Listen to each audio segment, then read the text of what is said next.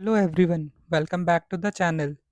So in this video, we're gonna do most important question of human values and ethics. So without wasting time, let's begin.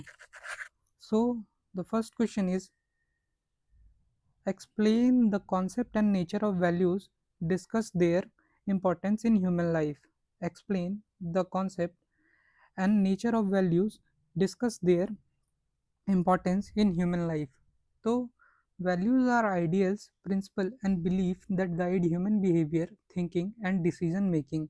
Every person follows certain values in life, such as truth, honesty, respect, and cooperation. Values determine the character of individual and structure of society. Therefore, values are not limited to personal life, but they also play important role in development of society. तो basically क्या है, values कुछ rules है जिसके तहत लोग अपना जीवन जीते हैं या लोग अपना जीवन उन रूल्स से जीते हैं। आप यहाँ पे देख सकते हो, values are ideal principle and believe that guides human behaviour, thinking and decision making. अब कॉन्सेप्ट ऑफ वैल्यूज़ पे चलते हैं। The concept of values means what values are and how they function. Values are guiding principle of person life. Values are guiding principle of person life. A person uses value in every decision.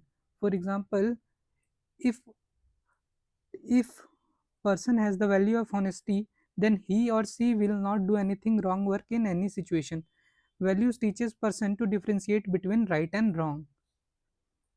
तो concept of value वही है, values का definition की values क्या है। तो basically values are ideals, principle and believes that guides human behaviour, thinking and decision making. Every person follow certain rules, basically every person follow certain values. अब now we gonna look at nature of values. First is social nature. Values originate from society and reach individual through society, family, school and society teaches values to a person. तो basically value को हिंदी में बोलते हैं मूल्य. अब ये मूल्य या फिर ये जो मूल्य है ये कहाँ से उत्पन्न होता है, तो ये होता है सोसाइटी से, फैमिली से, स्कूल से और सोसाइटी से. Dynamic nature. Value keep changing according to time and circumstances. For example, in earlier time some values were important, but in today's new world values have become more significant, such as gender equality. Individual and collective nature. Some values are personal, such as self respect and self confidence. Some values are social, such as equality and cooperation. Moral basis. Values provide knowledge of right and wrong to person. They form the basic moral of the life. Now, importance of values in human life. Providing right direction. As we know that values show the right path in life and protect person from wrong action. Next is character building. Values strengthen the character of person. An honest and responsible individual earn respect in society. Social peace and harmony. Values increase cooperation and understanding in society, which help in maintaining peace. Personality development. Values also help in development of personality of a person. Decision making ability. We know that values enhances the decision making capability of a person. Conclusion. It can be said that values are foundation of human life. Without them, neither balanced personal development nor social progress is possible. Therefore, every person should adopt good values in life and follow them. तो I'll explain it in very brief. सबसे पहले तो हमें introduction देना है कि values होता क्या है. तो basically values are belief and guide that effect human behaviour, thinking and decision making. अब हर कोई कुछ ना कुछ वैल्यू फॉलो करता है. जैसे कोई हॉनेस्ट होता है, तो जिसका एग्जांपल जो हॉनेस्ट होता है वो कोई भी सिचुएशन में कोई गलत काम नहीं करेगा. अब यहाँ कॉन्सेप्ट ऑफ वैल्यूज़ में आपको वापस से डेफिनेशन लिख देना है, और ये एक और पॉइंट लिख देना है कि ये जो वैल्यूज़ है ये बताता है कि क्या राइट है और क्या रॉन्ग है. अब नेचर ऑफ वैल्यूज़ देख ले. सबसे पहला है सोशल नेचर. वैल्यूज़ कहाँ से ओरिजिनेट होता है? वैल्यूज़ ओरिजिनेट होता है सोसाइटी से. डायनेमिक नेचर मीन्स वैल्यू ना टाइम के साथ चेंज होते रहता है. जैसे पिछले समय में ना जेंडर इक्वालिटी उतना, मतलब सोसाइटी में जेंडर इक्वालिटी उतना प्रायोरिटी नहीं था, बट अब के समय में जेंडर इक्वालिटी एकदम प्रायोरिटी पे है. Individual and collective nature. Values जो है वो इंडिविजुअल भी हो सकता है, जैसे सेल्फ कॉन्फिडेंस जो कि इंडिविजुअल है, जबकि साथ ही साथ ये ना कलेक्टिव नेचर में भी हो सकता है, जैसे इक्वालिटी. अब in society everyone needs equality. Moral basic. Values provide knowledge of right and wrong. अब importance in human life. Values का आखिर इंपॉर्टेंस क्या है ह्यूमन लाइफ में? Firstly it provide right direction, character building, social peace and harmony, personality development and increased decision making ability. अब हम चलते हैं नेक्स्ट क्वेश्चन पे. अब नेक्स्ट क्वेश्चन है classify value and explain the major source of value with example. अब ये question बहुत ज़्यादा इंपॉर्टेंट है, ये एग्जाम में आने के बहुत ज़्यादा चांसेस है, तो चलिए देखते हैं इसको। इंट्रोडक्शन। ये इंट्रोडक्शन जो है वापस से वैल्यूज़ का डिफिनेशन ये है, values are important part of human life, they influence our thought, behavior and decision making. Different type of value are found in society, so it is necessary to classify them for better understanding. It is also important to know from where we acquire these values. तो classification of values देख लेते हैं। सबसे पहले आता है moral values. Moral values provide knowledge of right and wrong, they motivate a person to do good deeds. Truth, honesty, justice, and kindness are major example of it.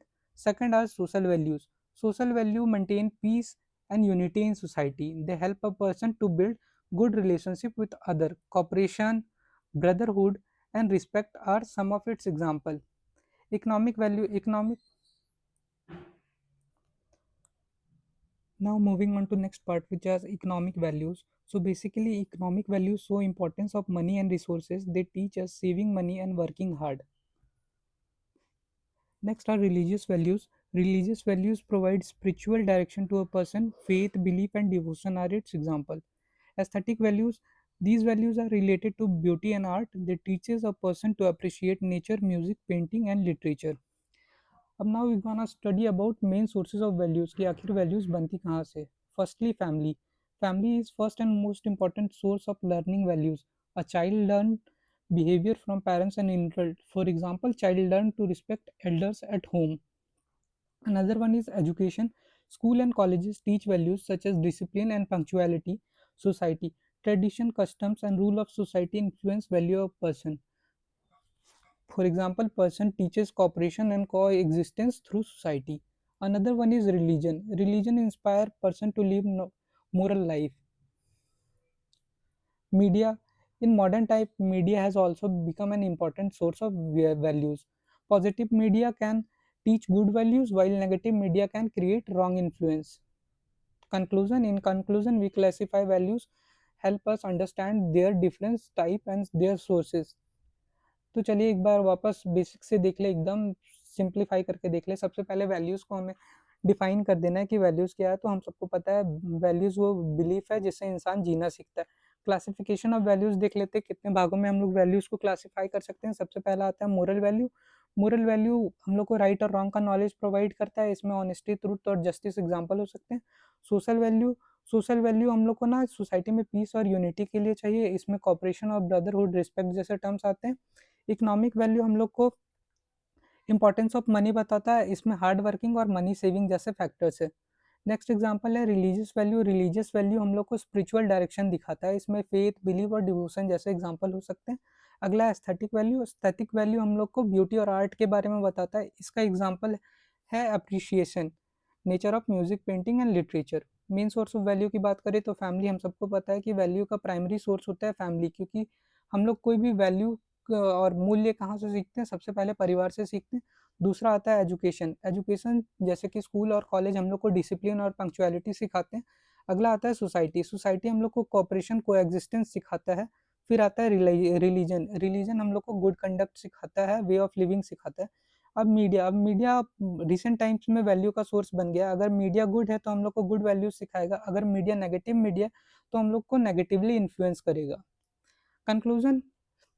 Conclusion में आप basically लिख सकते हो कि अगर आप गुड सोर्स से value acquire करोगे तो आपका लाइफ गुड होगा, अगर आप बैड सोर्स से वैल्यू अक्वायर करोगे जैसे कि नेगेटिव मीडिया तो वो आपके लिए रॉन्ग हो सकता है और वो आपको रॉन्ग इन्फ्लुएंस क्रिएट करेगा।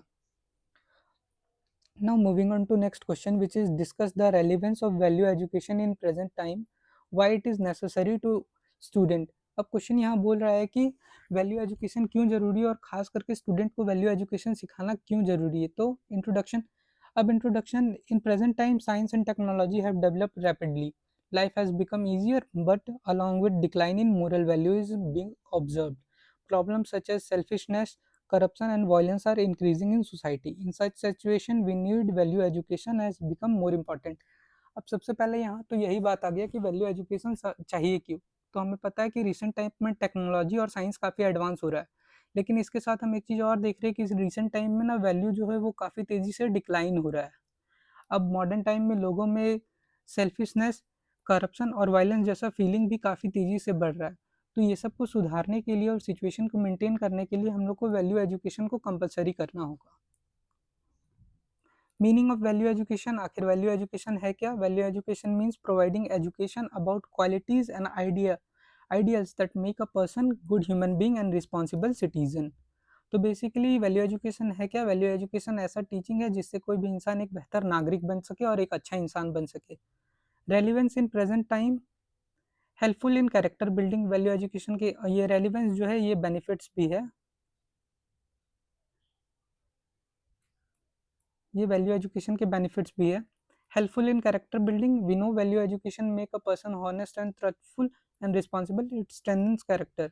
Solution to social problem, value education help in reducing increasing crime, violence, and corruption in society, maintaining social harmony. Value education increase love, cooperation, and tolerance. Ability to make correct decision. Value education help person to understand which action is right or which is wrong.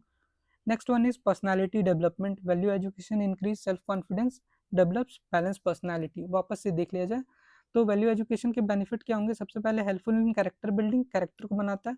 Solution to social problem, क्योंकि ये हम लोग को corporation सिखाता है। Maintaining social harmony, क्योंकि ये brotherhood वगैरह को प्रमोट करता है। Ability to make correct decision, क्योंकि ये हम लोग को ऑनेस्टी हार्ड वर्किंग सिखाता है। पर्सनालिटी डेवलपमेंट, अभी हम लोग को पता है कि वैल्यू एजुकेशन से सेल्फ कॉन्फिडेंस इंक्रीज होता है, और सेल्फ कॉन्फिडेंस अगर इंक्रीज हुआ तो जाहिर सा बात है पर्सनालिटी डेवलपमेंट होगा ही। अब वाई है value education is needed for student? Identification of right और wrong, student learn to make moral decision through value education. Development of discipline, sense of responsibility and development of positive thinking. अब present day challenges देख ले value education के। In today's time the misuse of social media, increasing competition and materialism have further increase the need of value education. Challenges वही है कि social media का use काफ़ी ज़्यादा बढ़ रहा है, और negative social media means negative influence, increasing competition, यहाँ से लोग शॉर्टकट लेना चाहते हैं और वैल्यूज़ को स्किप कर देते हैं, जैसे हार्ड वर्किंग और हॉनेस्टी स्किप हो रहा है। अगला है मटेरियलिज्म, इससे ग्रीड डेवलप होता है। Conclusion, value education is one of the greatest need of present life. It is only improves of an individual but also make society balanced and peaceful. Now moving on to next question, which is explain transforming values through education। अब education से हम लोग values कैसे transfer कर सकते हैं? तो introduction, education is not only medium of acquiring knowledge but it also means of changing a person's thought, behavior and value। Positive transformation can be brought with a person through education। अब हम सबको पता है कि education सिर्फ पढ़ाई नहीं होता, एजुकेशन सिर्फ नॉलेज नहीं है, ये एजुकेशन लोगों की सोच को बदलने का एक जरिया है। जैसे कोई पढ़ा लिखा साक्षर आदमी है, उसका सोच ज़्यादा अच्छा होगा, उसका सोच ज़्यादा बेहतर होगा समाज को लेके, एज कम्पेयर टू एक illiterate person. So education is not a medium of acquiring knowledge but it also changes person's thought, behavior and values। अब meaning of value transformation, value transformation means replacing old and negative value with new and positive value. तो इसका क्या मतलब है कि replacing old and negative value with new and positive value. Means of transformation through education, आखिर education से value transfer होगा कैसे? First is moral education. Through moral education in school student are taught about good and bad that improve their behavior। Ideal behavior of teacher, teacher influence student through their conduct। When teachers are demonstrate honesty and discipline, student also adopt these qualities। Co-curricular activities, activities such as sports, drama and group work promote cooperation and empathy among students। Discipline and rules, school teaches discipline to student which bring positive changes। अगर मैं short में बताऊं तो school से values transfer कैसे होगा? सबसे पहले मोरल एजुकेशन, मोरल एजुकेशन एक सब्जेक्ट है जो कि बच्चों को सही और गलत के बारे में बताता है। दूसरा आइडियल बिहेवियर ऑफ टीचर, अगर टीचर आइडियल होंगे, जैसे अगर टीचर हार्ड वर्किंग है और डिसिप्लिन है तो बच्चे उन्हें आइडियलाइज करेंगे और खुद में वो क्वालिटीज लेने की कोशिश करेंगे। को करिकुलर एक्टिविटीज जैसे स्पोर्ट्स या टीम वर्क बच्चों में ना टीम वर्क का भावना को डेवलप करता है, कॉपरेशन का फीलिंग को डेवलप करता है। डिसिप्लिन एंड रूल्स, सबको पता है कि school teachers discipline and punctuality to every student. Effect of education, अब एजुकेशन से होता क्या है? Change in thinking, education makes person thinking positive. Improvement in behavior, person learns to control behavior. Development of responsibility, person understand duties and become responsible towards society। For example, a student earlier undisciplined learn discipline and responsibility through education, he or she would become good citizen in society। तो example कुछ ऐसा है कि मान लीजिए कोई एक अशिक्षित है, उसके अंदर डिसिप्लिन नहीं है, अगर उसे एजुकेशन दिया जाए तो वो क्या होगा, वो शिक्षित हो जाएगा, उसका थॉट प्रोसेस में चेंज आएगा और वो डिसिप्लिन भी हो जाएगा, जो कि फर्दर चल के सोसाइटी के लिए एक गुड सिटीजन बनेगा। Conclusion: Education is most effective means of transferring values. It play important role in improving both individual and society. अब क्वेश्चन नंबर 5 जो है ये आने के बहुत कम चांसेस है। Discuss morality and moral standard according to Mahatma Gandhi. तो मैं इसे स्किप कर रहा हूँ, बट मैं धीरे कर रहा हूँ ताकि आप पढ़ सको।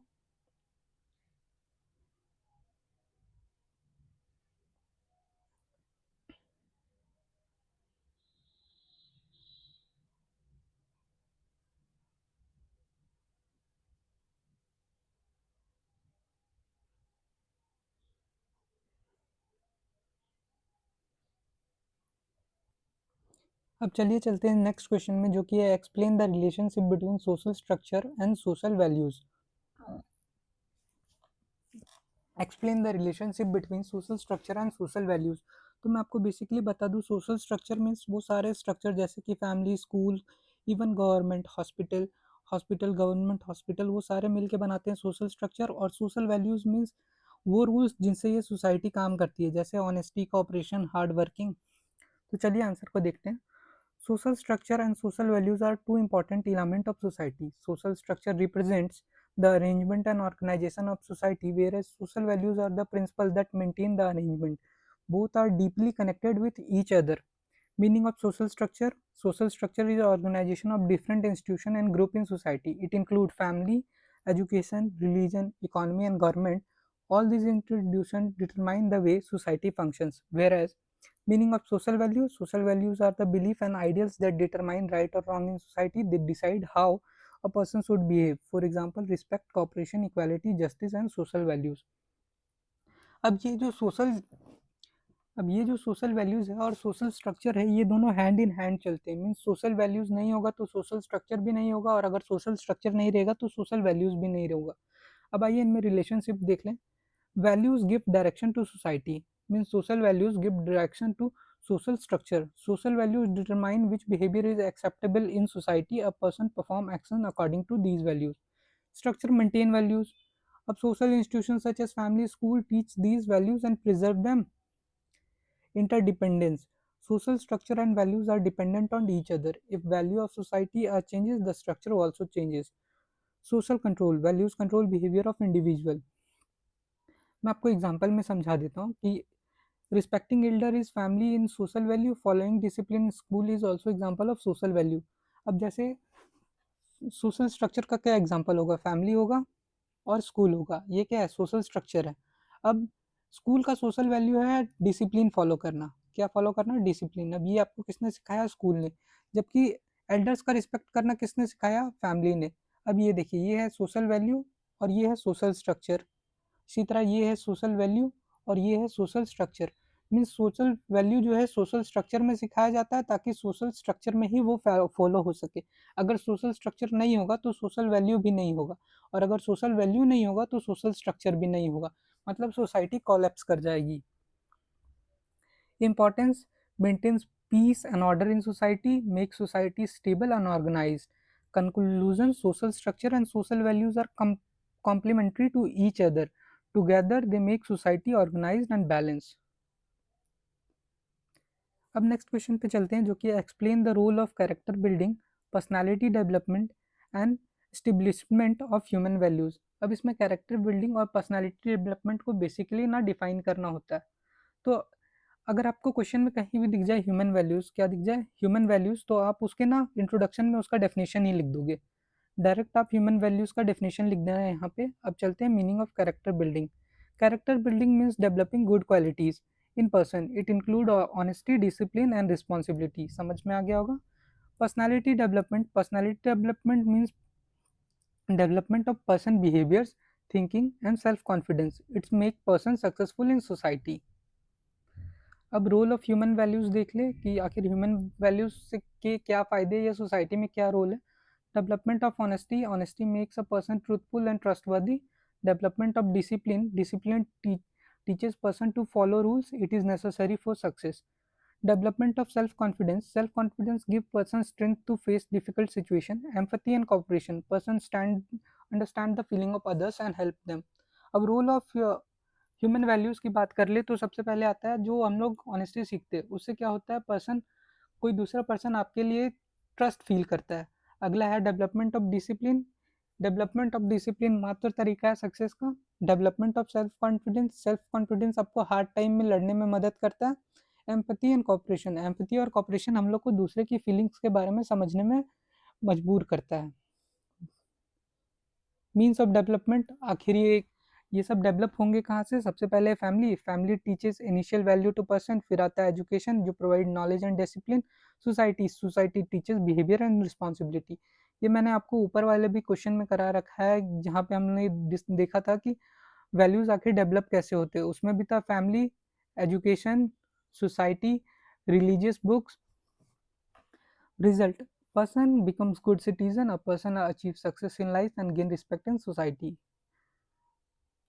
अब चलते हैं नेक्स्ट क्वेश्चन में। नेक्स्ट क्वेश्चन आपको पक्का 100% श्योर है कि ये जो क्वेश्चन है, explain definition, nature and scope of ethics. ये आपको एकदम 100% ये चांस है कि ये जो क्वेश्चन है, ये क्वेश्चन आपको 100% पेपर में देखने को मिलेगा ही मिलेगा। क्वेश्चन नंबर 8 आप मार्क कर लो, आप पाओगे कि क्वेश्चन नंबर 8 आपके पेपर में एकदम आ रखा है। तो आइए चलते हैं इसके आंसर में। इंट्रोडक्शन। सबसे पहले एथिक्स होता क्या है? एथिक्स बेसिकली ना वो पढ़ाई है जो हम लोग को बताता है कि क्या चीज़ सही है और क्या गलत है। Ethics is an important part of human life. It give us knowledge of right और wrong and control our behaviour. It give us knowledge of right and wrong. Next point देख ले, definition. Ethics is a science that studies good and bad behaviour. It's inspire a person to follow right path. Nature of ethics की बात कर ले तो सबसे पहले आता है social nature. Ethics is related to society. The rules of society influence ethics. Rule based nature. Ethics is based on certain rules and principle, a person should follow these rules. Practical nature. Ethics is not only theory, it is applied to practical life behavior. Scope की बात कर ले तो personal life. A person make ethical decision in every day. Social life, a person behaves ethically with other in society. Professional life, a person show honesty and responsibility at workplace. Importance, ethics show right path to person, it maintain peace and balance in society. Conclusion की अगर बात करो तो ethics is necessary in every field, without it disorder में arises in society. वापस से समझने की कोशिश करते हैं। सबसे सबसे पहले है कि इथिक्स होता क्या है। तो इथिक्स बेसिकली वो साइंस है जो हम लोग को बताता है क्या हम लोग के लिए गुड है और क्या बैड है। नेचर ऑफ इथिक्स देख लेते हैं। सबसे पहले आता है social nature. Means ethics society से रिलेटेड है, इसके जो रूल्स है वो सोसाइटी से इन्फ्लुएंस हो जाते हैं। दूसरा आता है rule based nature. Means ethics rules से चलता है और सर्टेन प्रिंसिपल से चलता है, वही प्रिंसिपल फॉलो होगा तभी इथिक्स काम करेगा। अगला है प्रैक्टिकल नेचर। इथिक्स बस किताबों तक सीमित नहीं है, हम डेली की ज़िंदगी में ना इथिक्स के बेसिस पे फैसला लेते हैं। स्कोप, सबसे पहले है personal life. Means personal life को अफेक्ट करेगा सोशल लाइफ और प्रोफेशनल लाइफ। पर्सनल लाइफ में बात करें तो हम डेली कुछ डिसीजन लेते हैं, जैसे सच बोलना, ऑनेस्टी दिखाना। सोशल लाइफ में भी हमारे कुछ एथिक्स होते हैं, जैसे रिस्पेक्ट, सबके लिए हम लोग रिस्पेक्ट रखते हैं। उसी तरह प्रोफेशनल लाइफ में भी हम लोग ऑनेस्टी दिखाते हैं और रिस्पॉन्सिबिलिटी दिखाते हैं। इंपॉर्टेंस, एथिक्स हम लोग को ना राइट पाथ दिखाता है to a person, it maintains peace and balance in society. Conclusion, ethics is necessary in every field, without it disorder में अराइजेस। मैं आपको एक ट्रिक दे दूं कि एथिक्स का भी बेनिफिट वही है, एथिक्स का भी बेनिफिट्स वही है जो कि सोशल वैल्यूज़ का बेनिफिट है। वैल्यूज़ का बेनिफिट और इंपॉर्टेंस और एथिक्स का वैल्यूज़ और इंपॉर्टेंस एकदम ऑलमोस्ट सेम है, आपको बस डेफिनेशन ऊपर वाला याद करके जाना है। अब नेक्स्ट क्वेश्चन पे आते हैं जो कि है क्वेश्चन नंबर 9। तो क्वेश्चन नंबर 9 से पहले मैं आपको ये बता देना चाहूँगा कि या तो क्वेश्चन नंबर 9 या तो क्वेश्चन नंबर 10 ये आपको एग्जाम में ज़रूर देखने को मिलेगा, इन दोनों में से एक क्वेश्चन मिलेगा। तो आइए देख ले क्वेश्चन नंबर 9 को। Explain major ethical theories and approaches with example. अब आते हैं, ethical theories help a person make decision right and wrong. These theories provide guidance in life. Major ethical theories की बात करें तो सबसे पहला आता है यूटिलैरिटिज्म। This theory is based on maximum happiness of maximum number of people. A person should do work that benefits more people. यूटिलिज्म का मतलब है ऐसा काम जो ज़्यादा लोगों को खुशी दे और ज़्यादा ज़्यादा नंबर में भी लोगों को खुशी दे। अगला आता है डिओनटोलॉजी। इसका मतलब होता है this theory gives priority to duty, a person should perform his or her duty regardless of result. तो ड्यूटोलॉजी का मतलब होता है कि कोई भी व्यक्ति है उसको काम करते रहना चाहिए, रिजल्ट की बिना परवाह किए काम उसे करते रहना चाहिए। Vulture ethics, this theory emphasizes development of good qualities. तो बेसिकली वर्चर एथिक्स क्या है? गुड एथिक्स है, गुड क्वालिटीज है, जैसे अ person should be honest, kind, courageous and have feeling of respect for others. Approaches, individual approach, a person make decision on basis of personal experience and thinking. Social approach, a person makes decision on basis of rules and values of society. अब individual approach की बात कर लो तो मान लो आपको कोई decision लेना है, जैसे आपको मान लो वेट लिफ्ट करना है, तो आपको मान लो यहाँ पे 20 kg वेट लिफ्ट करना है, तो ये आपने खुद के डिसीजन पे लिया होगा ना कि मैं 20 kg वेट लिफ्ट कर सकता हूँ, क्योंकि अभी मैं 19 kg तक लिफ्ट कर ले रहा हूँ, तो मैं आसानी से 20 kg तक जा सकता हूँ। बट कुछ होते हैं जो कि सोशल अप्रोच से लिया जाता है, जैसे मान लो आप कहीं शादी में जा रहे हो, तो आप शॉर्ट्स में तो नहीं जाओगे। अब ये जो डिसीजन आपका है ये आप खुद से इन्फ्लुएंस नहीं कर सकते, क्योंकि कुछ रूल्स सोसाइटी ने बना रखे हैं और उन्हें आपको फॉलो करना है। Example, a doctor should provide proper treatment to patient. It's his or her duty. An example of ethical decision making. Conclusion, ethical theories provide right direction to person to make him or herself responsible. अब आते हैं question number 10 में। मैंने बताया 9 या 10 में से एक इंपॉर्टेंट है, मतलब दोनों में से एक आने का 100% चांस है। Discuss the need importance of applied ethics such as bio ethics, environmental ethics, media ethics, gender ethics in modern society. तो सबसे पहले अप्लाइड एथिक्स क्या होता है? Applied ethics means use of ethical principle in real life, it is important, it is highly in modern society. तो applied ethics क्या होता है? जितनी भी हमने एथिक्स की बातें करी, वो उसको अगर रियल लाइफ में हम यूज़ करेंगे तो उसे बोलते हैं अप्लाइड एथिक्स। उसे क्या बोलते हैं? Applied ethics. अब टाइप ऑफ अप्लाइड एथिक्स देख लेते हैं। सबसे पहला आता है बायो एथिक्स।